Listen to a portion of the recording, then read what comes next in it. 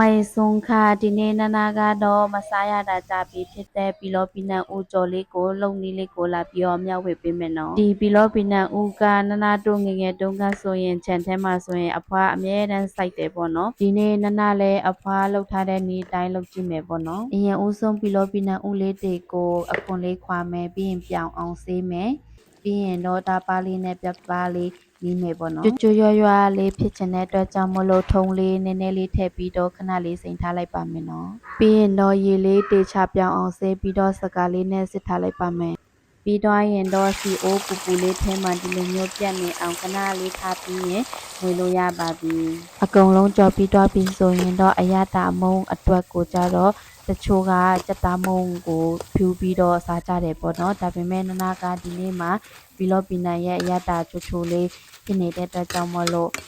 ပါရတာမုံမှာတော့ထပ်မထည့်ထားဘူးပေါ့နော်ဒီတိုင်းလေးပဲစားပါမယ်ဗီဒီယိုကိုအဆုံးထိကြည့်ပေးတဲ့အတွက်ကြောင့်မလို့ကျေးဇူးတင်ပါတယ်ค่ะบ๊ายบาย